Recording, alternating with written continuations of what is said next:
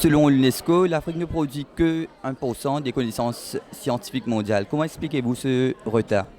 Bon, 12% de la population mondiale qui produit seulement 1% de la connaissance. Bon, on situe tout ça par plusieurs facteurs.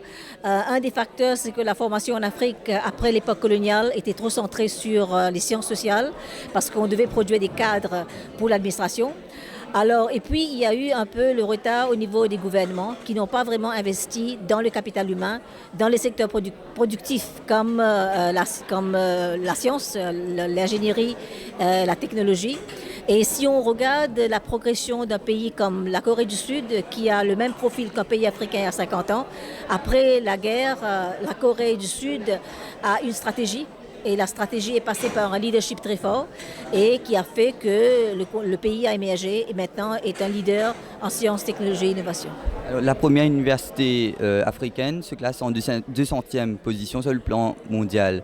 Et comment est-ce que vous pensez que le secteur public et privé pourraient travailler ensemble pour aider ces universités? Bon, déjà, il faut bien regarder le classement parce qu'il y a plusieurs universités d'Afrique du Sud qui figurent comme dans un bon pôle de classement.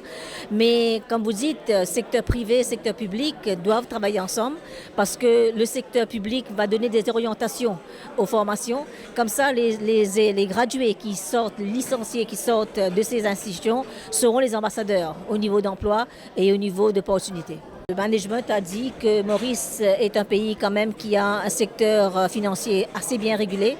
Et pour inspirer la confiance, parce qu'on va parler d'investissement, on va parler de beaucoup d'argent qui vont aller dans tout ce qui est formation, ça doit passer par un pays où il y a ce qu'on appelle le rule of law et aussi où les investisseurs sont en paix, ils ont confiance dans le système et tout ça, ce sont des très bons indicateurs pour Maurice. Quelle est la garantie que ces étudiants reviendront pour servir l'Afrique après?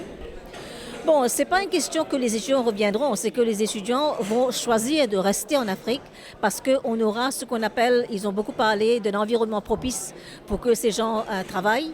Parce qu'au final, pourquoi les gens quittent le pays? Quand ils quittent le pays, quand ils n'ont pas les moyens, quand ils n'ont pas l'environnement propice pour travailler.